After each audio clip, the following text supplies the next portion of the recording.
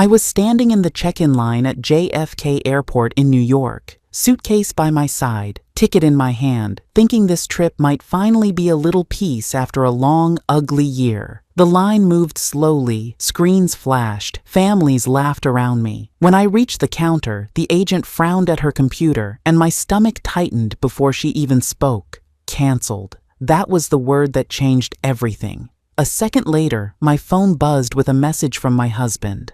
What he wrote made my hands shake, but not for the reason he expected. If you're watching this, please like the video, subscribe, and tell me in the comments where you're watching from.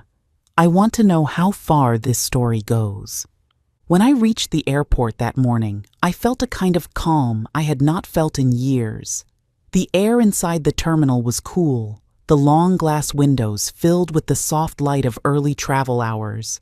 I walked in with my small suitcase, thinking the trip ahead might finally give me a break from the arguments, the silence, and the disrespect that had become normal in my home. I stood in line like everyone else, watching families smile for photos and couples plan their days, and I told myself I could handle anything that waited on the other side of this flight. But when I stepped up to the counter and handed over my ID, everything changed. The young woman behind the desk frowned, typed fast, and kept checking her screen. She looked confused, like she did not know how to tell me something. Then she said my ticket was canceled. It was not delayed, not changed, not moved to another flight. It was completely removed. My name was no longer attached to any booking. There was no record of me traveling that day at all. I stood there for a second, not sure if I should feel embarrassed or angry. The people behind me started shifting, looking irritated, as if the problem was my fault. I kept my voice steady and asked her to check again. She did, and the answer stayed the same. No ticket, no seat, no flight. I felt a deep twist in my stomach. I had saved for this trip, planned it carefully, arranged everything at home so there would be no trouble. And now, with no explanation, everything was gone. I stepped away from the counter so others could move forward, and that was when my phone buzzed. I glanced down and saw his name on the screen, my husband. I opened the message, thinking maybe he wanted to wish me a safe trip or ask if I had reached on time. Instead, I found a message that hit me like a slap across the face. It said he hoped I enjoyed walking home. He called me a loser. He wrote it like it was a joke, like my fear and stress were nothing more than entertainment.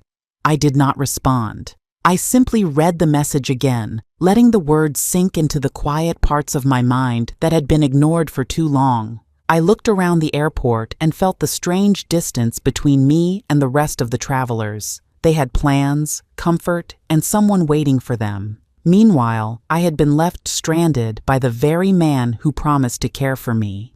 The humiliation settled deeper when I realized he must have canceled the ticket himself. He had access to everything. He always insisted on controlling our accounts, our bookings, our decisions. I understood now that this was not an accident or a mistake. This was planned. This was deliberate. He wanted to embarrass me, frustrate me, and make me feel dependent on him so he could keep control over everything. I stood still, letting the truth sink in, the way cold water settles into bones. People were walking past, rolling their suitcases, calling family members, ordering coffee, moving toward gates that were opening to new places. And there I was, standing alone with a canceled ticket and a cruel message from the person who shared my home and my life. I could hear the echo of his voice in the way he wrote that message. It was the same tone he used when he told me I was not smart enough to handle things. The same tone he used when he reminded me he made all the decisions.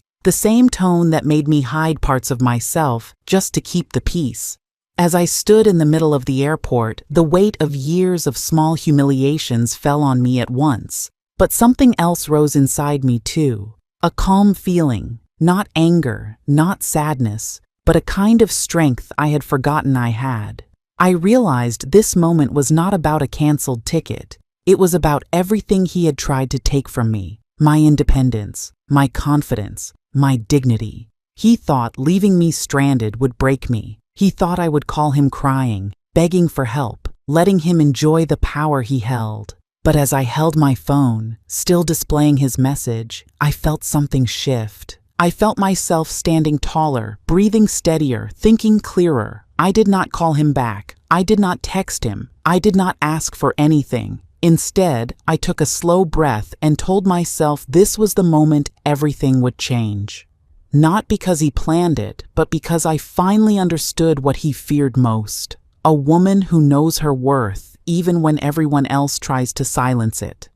I stared at that message on my phone for a long moment, the words blurring just a little as the noise of the airport moved around me like I wasn't even there. "Have fun walking home, loser." I read it twice, then a third time, and instead of crying or panicking like he expected, I felt something inside me go very still. The girl at the counter kept apologizing, saying the ticket was canceled by the purchaser, and there was nothing she could do without a new payment method. People were lined up behind me, shifting from foot to foot, annoyed and impatient, but I heard nothing except my own heartbeat slowing down. I took a deep breath, stepped aside, and sat down on one of those cold plastic chairs near the gate. I could have called him back. I could have begged him, asked him why he did it, tried to reason with a man who thought it was funny to strand his own wife at an airport. But instead, I did something that surprised even me. I smiled. It wasn't a happy smile. It was small, tight, and cold. It was the smile of a woman who suddenly remembers every insult, every eye roll, every time she was made to feel stupid or weak, and realizes she is none of those things. While people rushed past with suitcases and coffee cups and loud conversations, I sat quietly with my phone in my hand, reading the text again and again until the sting of it faded and turned into something sharper. Clarity. This was not a joke. This was not a bad mood.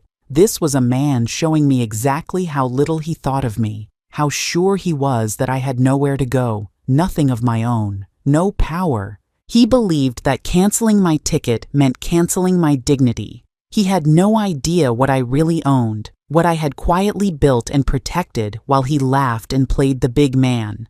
I leaned back and thought about all the years behind me. Years of working, saving, signing documents while he barely glanced at them. Years of listening while he boasted to others that he took care of everything, when in truth, he had not even read half the papers I'd signed. I remembered his words from before this trip, how he had called it his gift to me, as if I should be grateful that he allowed me to travel at all. I remembered little things, him hiding the car keys as a joke, him canceling a dinner once because I didn't deserve it after disagreeing with him, him making fun of my clothes, my hair, my age. Those moments came back to me now, like small flashing lights, warnings I had ignored. Sitting there with my suitcase at my feet, I realized this text was not the beginning. It was just the loudest example of something that had been building for years. I didn't cry. Instead, I opened my banking app, not to move money yet, but just to remind myself of the numbers, the accounts that were in my name alone, the investments that my lawyer and I had set up after my mother passed and left me her small house and savings. I thought about the rental property he always called our backup, never noticing that every legal document had only my name on it. I thought about the joint accounts he believed he controlled and the quiet shift I had made months ago after the last big fight, moving most of my share into a separate account he knew nothing about. He thought I was old and foolish. He thought canceling a plane ticket would trap me, embarrass me, make me crawl back home in tears.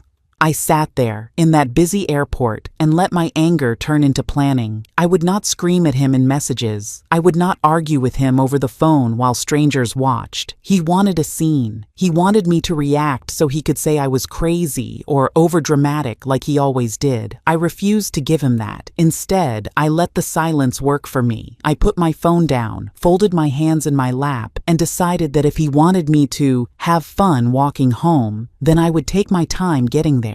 I would choose my route carefully. I would walk back into that house not as the woman he thought he controlled, but as the owner of more than he even realized. By the time I was done, it wouldn't be my canceled ticket he'd be thinking about. It would be everything else I could cancel with a single signature. I met my husband when I was young enough to believe that control was the same thing as protection. In those early years, I thought his firm voice meant stability and his constant criticism meant guidance. I didn't grow up with money or confidence, so when he stepped in and told me he would handle everything, I thought that was love. I didn't understand that giving someone control over your life piece by piece eventually leaves you with nothing of your own. From the first house we bought, he insisted every paper should be in his name because it was easier. When we opened our first account, he said joint access was unnecessary because he was better with numbers. When we planned trips, he said he should book everything because I was forgetful.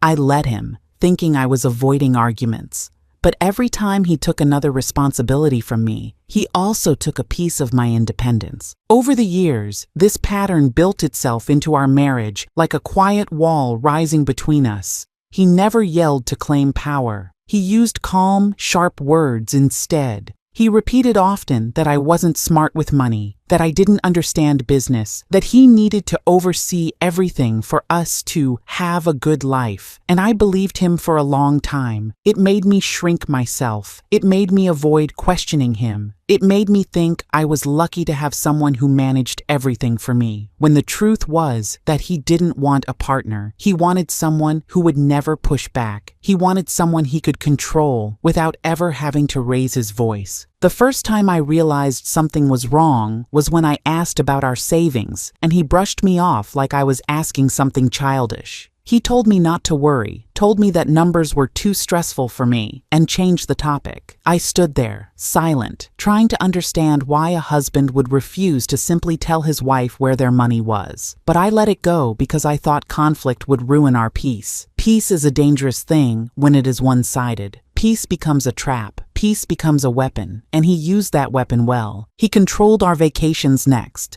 He chose where we went, how long we stayed, and who we saw. If I suggested something, he found a reason to dismiss it. My ideas were always too expensive, too complicated, or not worth the trouble. I started staying quiet and letting him plan everything. I didn't realize at the time that this was his way of shaping the world around us so that I had no space to make choices of my own. It was slow, steady, and hard to see until it was already too late. When technology became a bigger part of life, he insisted he manage my email, my online accounts, my passwords. He said it was for convenience. He said it saved time. He said I didn't need all that stress.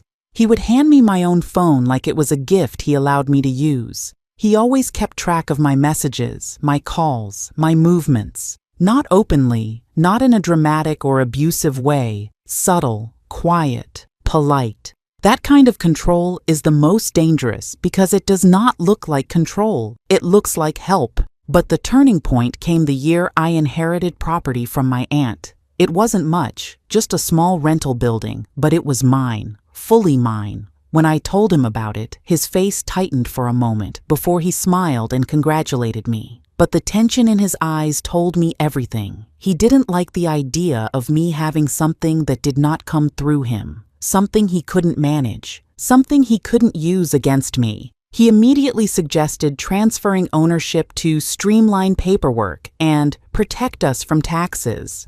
I agreed at first because saying no felt like picking a fight I wasn't emotionally strong enough for. But when I went to sign the papers and the lawyer quietly slid an extra document toward me explaining my rights, something inside me shifted. I realized I didn't know who my husband really was anymore. Or maybe I finally saw who he had been all along.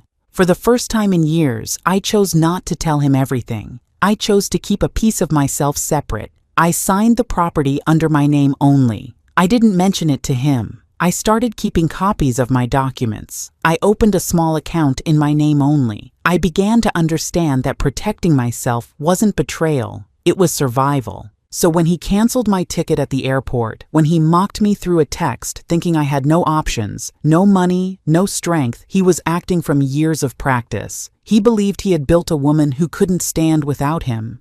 But what he didn't know was that I had already stepped out of his shadow long ago. He just hadn't discovered it yet. I stood there in the airport with my canceled ticket. But the truth was that this moment had not appeared out of nowhere.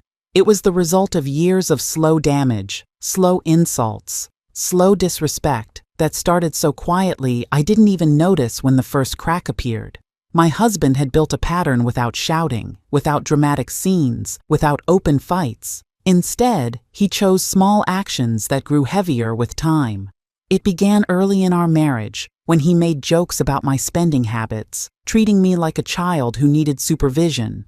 At first, I ignored it, thinking he was only teasing, but those jokes began to shape how he truly saw me. Each time I bought something inexpensive, he acted like it was a crime. Each time I tried to plan something for myself, he gave me a look that made me feel guilty. It went on for years, and I kept silent to keep peace. Slowly, he took control over our finances, saying it was easier if he handled everything. I trusted him because that is how marriages are supposed to work. At least that's what I believed. But after handing him control, he acted like the money belonged only to him. When bills came, he acted like the payments were coming from his pocket. When grocery bags entered the house, he announced prices loudly, as if I were wasting gold. He made me feel small for every dollar, even though I worked, saved, and contributed. He wanted power, and he used money as the tool to get it.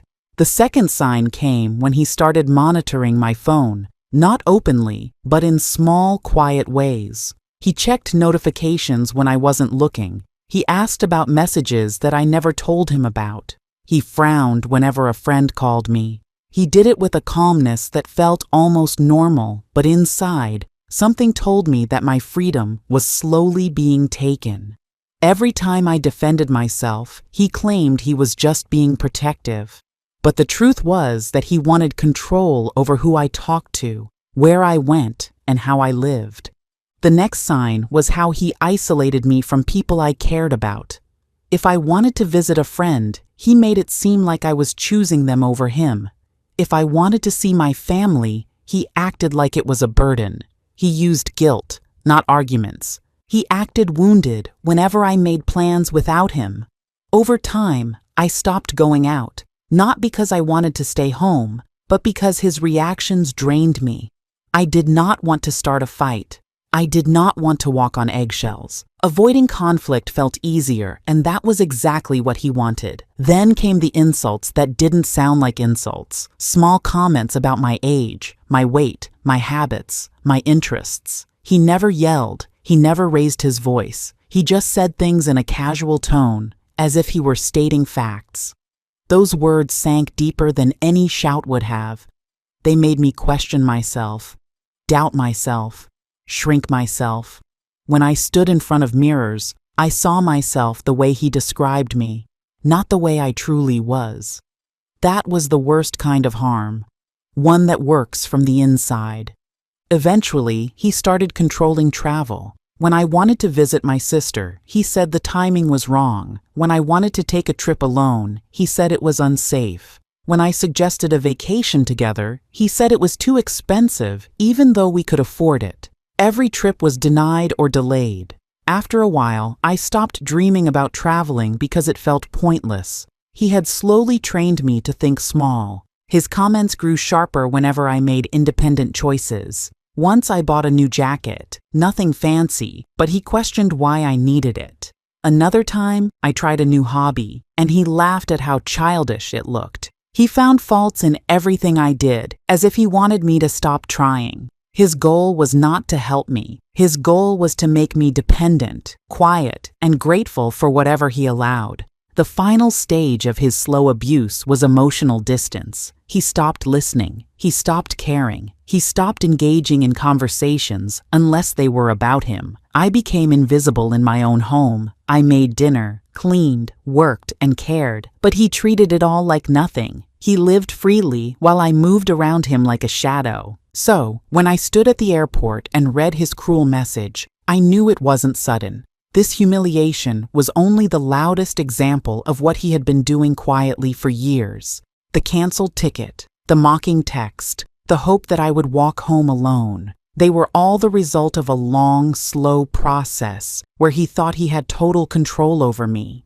What he didn't know was that while he tried to break me down slowly, I had been building strength just as quietly, and now that strength was ready. The moment I realized my ticket was canceled, the airport around me began to feel colder, louder, and far less friendly.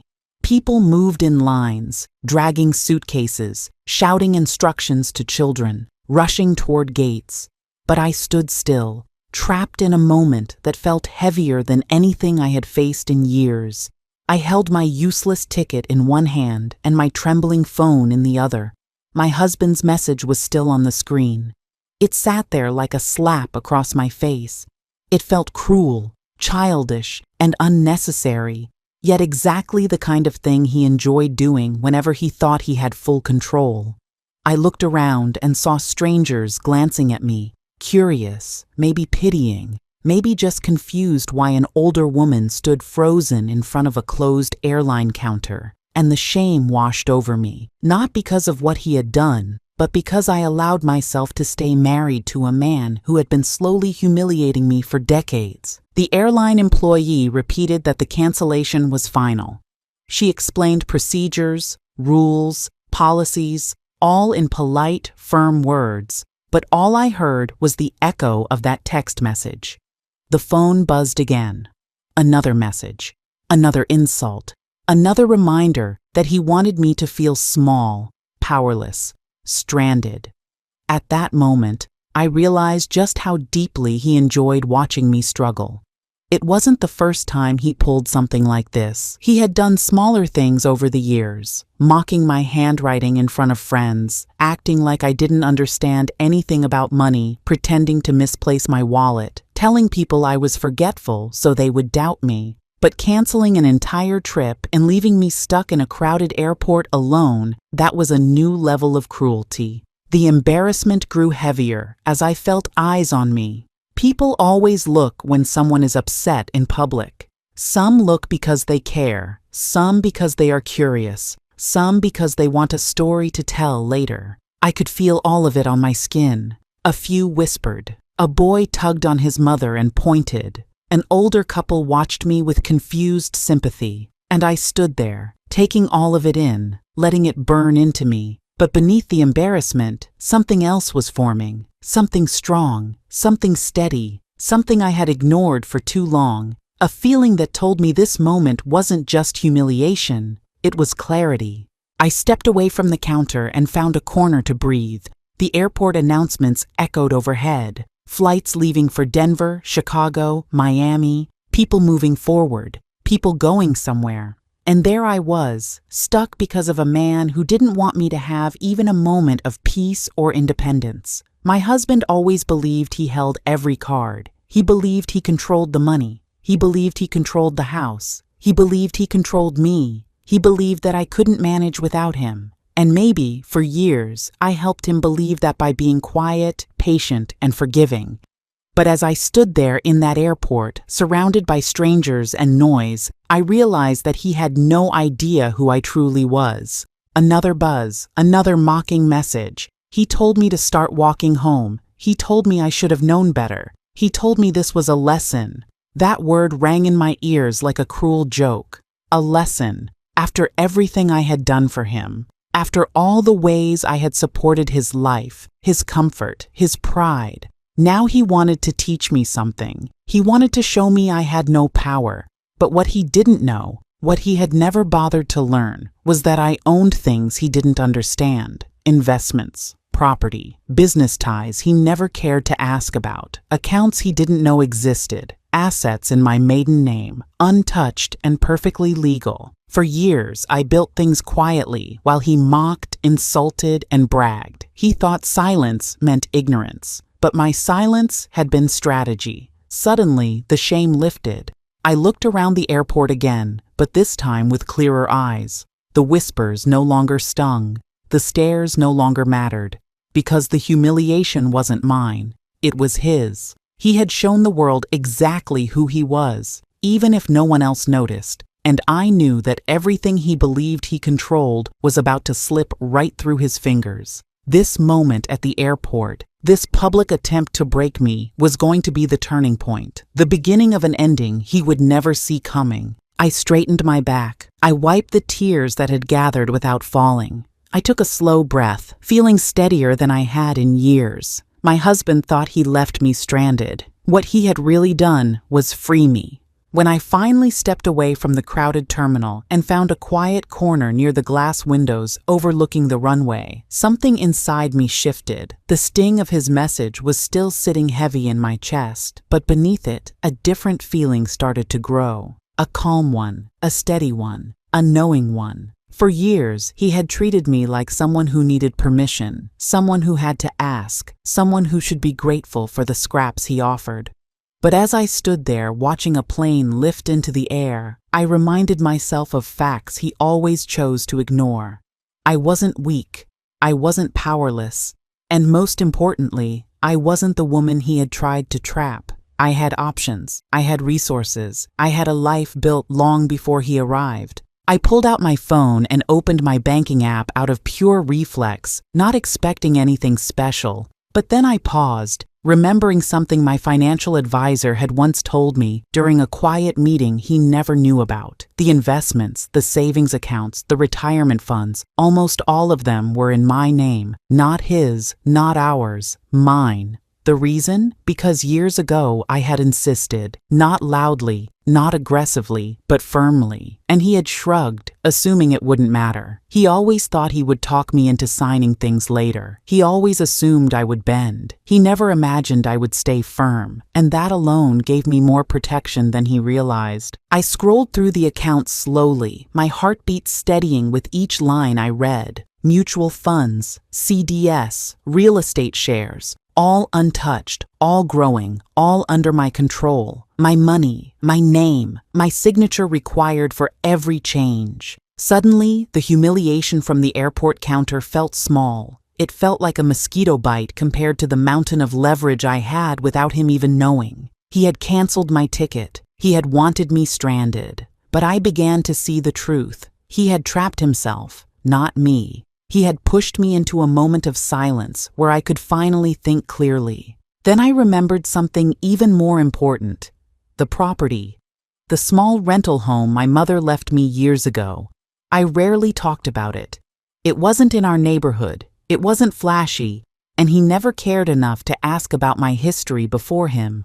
I had renovated it quietly, checking on it while pretending to run errands. The deed had my maiden name on it. A detail I never corrected because it felt like a piece of the old me I wanted to keep safe. That house alone was worth more than everything he claimed he allowed me to have. It was a part of me he could never reach or take. I leaned back in the airport chair and closed my eyes for a moment, letting the memories settle. All those small things I had done over the years, keeping my accounts separate, updating my will quietly, refusing to merge certain papers. They had once felt like caution. Now they felt like strength. He didn't know. He didn't know that while he laughed at me, mocked me, tried to control me, I had grown a backbone built from paperwork, signatures, and boundaries he never bothered to ask about. He didn't know that the power he thought he held had never truly been his, and his message, that cruel message, only reminded me of everything I had quietly built. I opened my eyes again and looked around at the people walking past with their suitcases and coffees. No one knew what was happening inside me. No one knew that this moment, this airport, this canceled ticket was the turning point of my entire life. I wasn't stranded. I wasn't abandoned. I was free. The only thing tying me to him was a belief he had taught me, the belief that I needed him.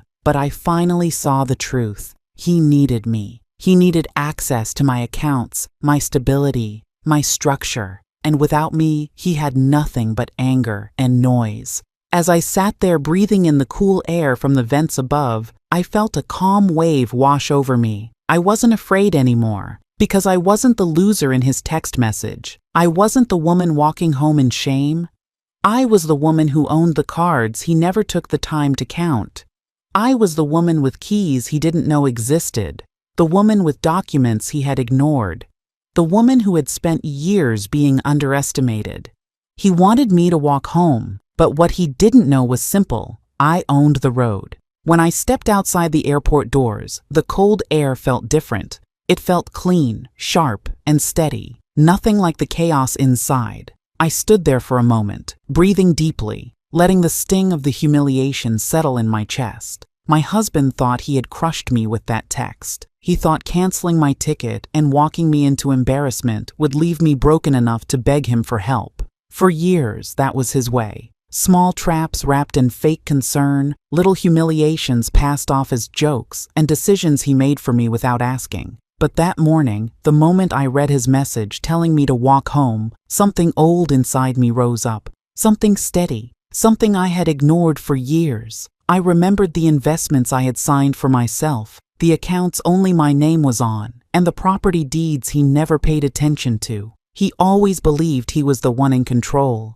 He always believed I was too weak, too soft, too dependent to stand alone. He forgot the most important thing. I had built my own life long before he barged into it. So I pulled my phone from my purse, not shaking, not angry, just steady. I knew exactly who to call. My financial advisor had been with me long before my marriage. A quiet man, older, kind, and very good at keeping things confidential. He had helped me move money into secure accounts over the years. I had always done it cautiously, slowly, never planning for revenge, but for safety. Now I saw how wise those decisions were. I called him right there, standing under the airport overhang with travelers rushing in every direction. When he answered, I felt a wave of relief. I told him I needed to confirm ownership of my assets. I wanted everything on record. I wanted every account, every card, every property updated and protected. I wanted everything secure before my husband discovered what he had done to himself. He understood immediately. He said he would begin pulling all the documents and preparing everything for me to sign. He reminded me that I had independent control over more than my husband ever realized. Property in my name. Accounts he never checked. Investments he thought were worthless, but had grown quietly for years. My advisor had always told me to protect myself. Now I was grateful I had listened. After the call, I sent one more message to my lawyer, a woman I trusted, sharp and quick. I asked her to meet me that afternoon. She didn't ask questions. She said she would be ready with files in hand. Then I found a quiet bench near the curb and sat down, not to cry, not to panic, but to think. For the first time in a long time, I saw my marriage clearly. I saw how much I had let him take, how much space I had given him to treat me like a worthless woman while I worked hard, saved my own money, and kept our home together. I had allowed him to speak to me like I was beneath him. I had laughed off insults, ignored red flags, pretended the tension wasn't there. But that morning at the airport, watching the airline worker struggle to explain my canceled ticket, something inside me snapped into place. It wasn't anger. It wasn't revenge. It was clarity. I realized I didn't need him anymore. Not his approval, not his name, not his presence. I owned my life, and I owned more of our assets than he even remembered existed. He always told me he didn't listen when I spoke about finances because women don't understand money. Well, today, his arrogance was about to cost him everything. I called a rideshare home. The driver didn't speak, and I appreciated the silence. As the city blurred past the window, I felt a calmness I hadn't felt in years. Not happiness, not freedom, yet, but readiness. When I reached home, I didn't go inside. Instead, I sat on the porch chair and opened a folder on my phone labeled Emergency.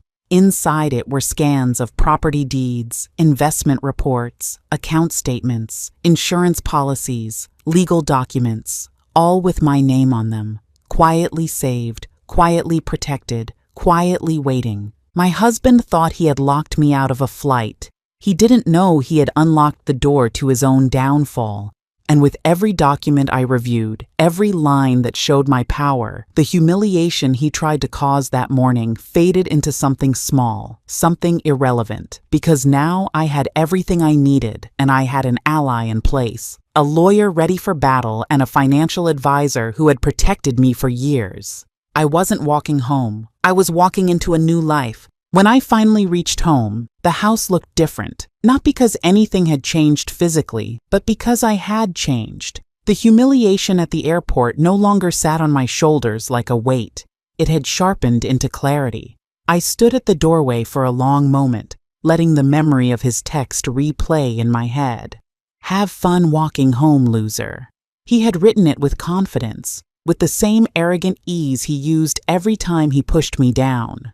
But this time, I walked through the door holding power he never knew I had. I found him in the living room, feet on the table, phone in hand, smirking like a child waiting to see the punishment he thought he delivered. He didn't even look up as I entered. That alone told me everything about what our marriage had turned into. A one-sided stage where he played the hero and I played the fool. But today, I wasn't here to play anything.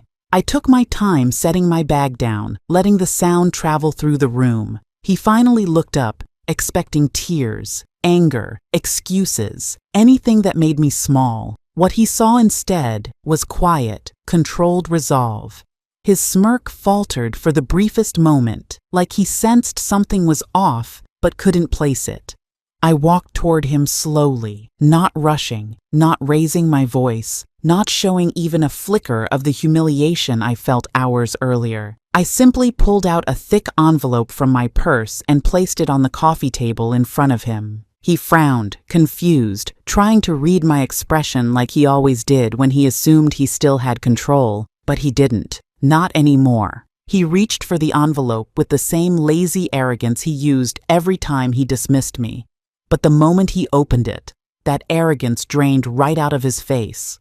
Page after page of property deeds, bank statements, investment accounts, business shares, every document showing my name as the sole owner. Not joint, not shared, mine. I watched him flip through them desperately, searching for even one signature that gave him leverage. There wasn't any, because I had removed his name from everything years ago, quietly, legally, carefully, long before he ever tried to embarrass me at an airport. He looked up at me, eyes wide, mouth slightly open, but I didn't let him speak. I raised my hand slightly, letting him know it was my turn. I sat across from him, steady, calm, completely in control. Then I laid out every truth he had ignored. I told him about the lawyers he never knew I hired, the accounts he thought he monitored but never actually accessed, the land titles he believed were in his family's name but were transferred to mine after my mother passed, the investments he mocked me for making, the ones that now funded almost all of our living expenses. His face changed word by word, turning from confusion to fear, from fear to anger, and from anger to something I had never seen from him before: powerlessness. I reminded him of the way he spoke to me over the years. Every time he called me useless, every time he laughed at my decisions, every time he tried to control me by handling our money like I was incapable of reading my own bank statements. And then I told him about the text he sent at the airport, the one that showed the world who he truly was. I could see the shame crawling up his neck, turning his skin red. He tried to defend himself, but his voice cracked, and the lies fell apart before they even formed. I didn't yell. I didn't throw anything. I didn't insult him. I simply told him that marriage did not give him ownership of my life, and cruelty did not give him power.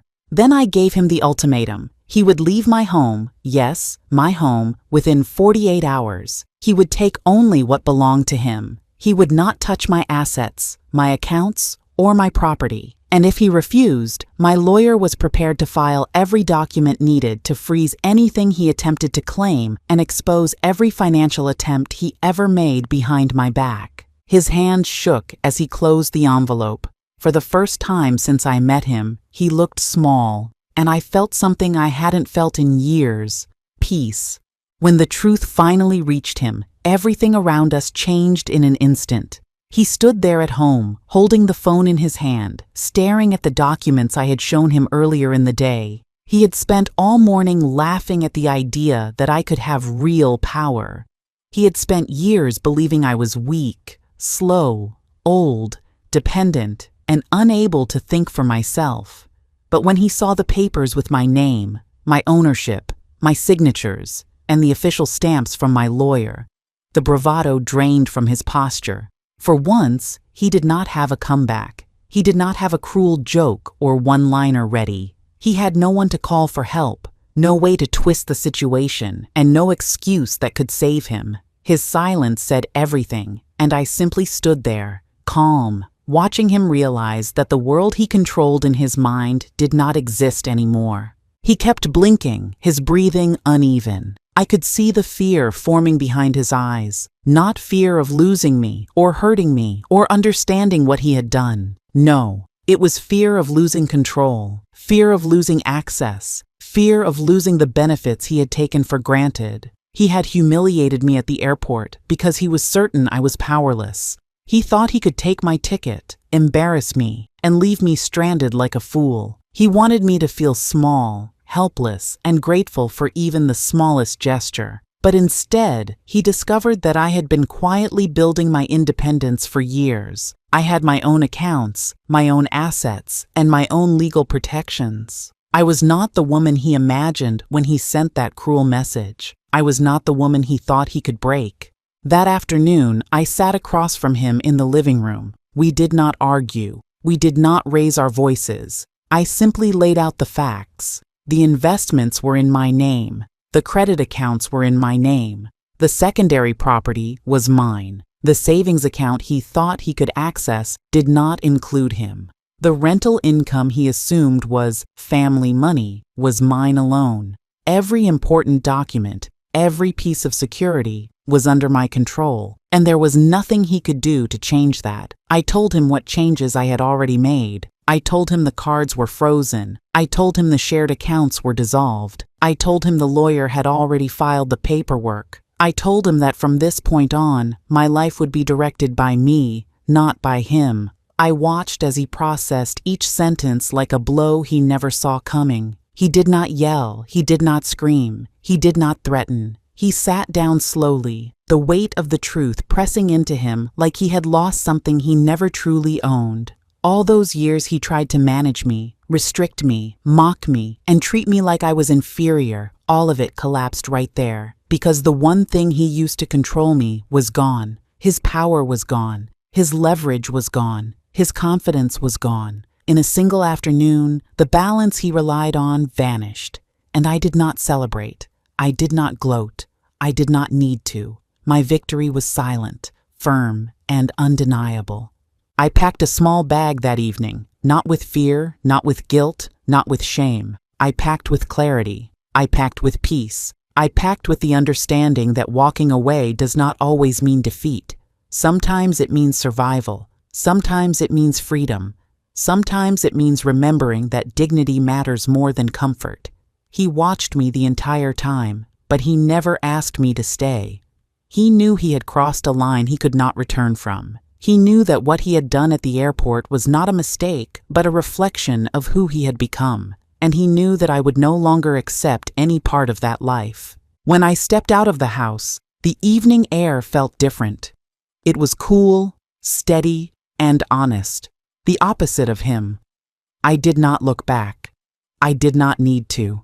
My lawyer had already secured everything legally. My financial independence was intact. My future was mine again. And the humiliation he tried to trap me in at the airport had turned into the moment I reclaimed my life. He was left alone with his ego, his choices, and his consequences. By the time the sun set, the reality was clear. He had tried to break me with a canceled ticket and a cruel message. Instead, he watched the woman he underestimated walk away with her power fully intact. And that was the consequence he never expected. Losing control, not because I fought, but because I chose to leave everything he tried to restrict me from having. That day, the real victory was not in proving him wrong. It was in proving myself right. When I look back at that day in the airport, the sound of rolling suitcases, the overhead announcements, and the sting of my husband's cruel message still echo in my mind.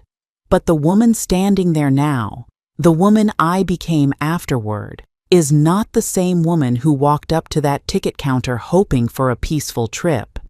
That version of me still believed that silence would keep the peace. that forgiveness was the same as acceptance, and that patience could soften someone who enjoyed holding power over me. That woman tolerated the insults, the restrictions, the constant belittling, because she believed marriage meant enduring more than anyone should. But the moment my ticket was canceled, the moment he told me to walk home, something inside me finally snapped free. It was as if years of quiet suffering squeezed themselves into one crystal-clear truth. I had allowed someone to control me who never deserved that power in the first place.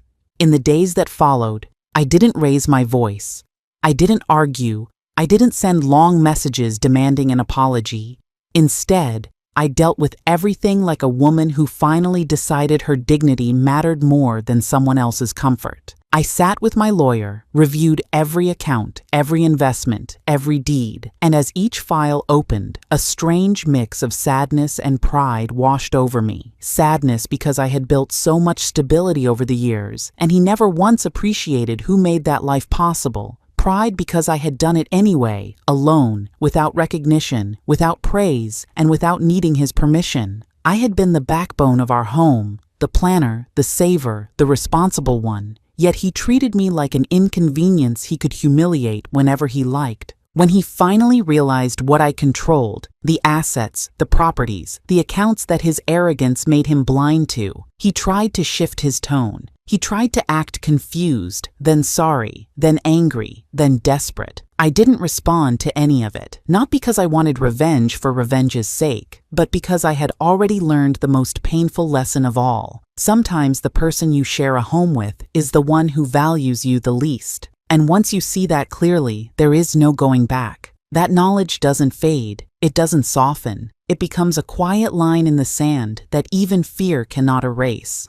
In the weeks that followed, I moved with a calm steadiness that surprised even me. I made decisions not from anger, but from clarity. I secured what was mine, protected my future, arranged my finances so that no one, not him, not anyone, could ever leave me vulnerable again. And for the first time in many years, I slept deeply. Not because the world had become kinder, but because I had finally become kinder to myself. I had stopped making excuses for someone who wouldn't lift a finger for my happiness. I had stopped shrinking myself just to keep a hostile man comfortable in his arrogance. People often think strength is loud. They imagine shouting, slamming doors, big fights, dramatic exits. But real strength, the kind that changes a life, is quiet.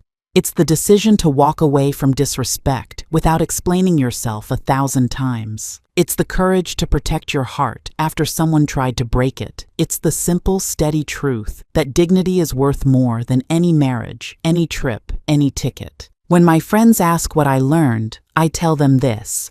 Losing a ticket wasn't my tragedy. It was my beginning. It was the moment I stopped letting someone else define what I deserved. It was the moment I realized that independence isn't just financial. It's emotional, spiritual, and deeply personal. It is the power to say, you do not get to break me, even when someone tries their hardest. And now, when I walk through airports, I walk with my head high. When I buy a ticket, I buy it with my own card, my own name, my own choices, and the quiet satisfaction of knowing no one can take it away from me again. I rebuilt my life not from bitterness, but from wisdom. I didn't need revenge. I needed freedom. And I finally gave it to myself. The real moral? Sometimes betrayal doesn't destroy you. It frees you. Sometimes the cruelest message becomes the turning point you needed. And sometimes the journey home begins only when someone tries to leave you stranded.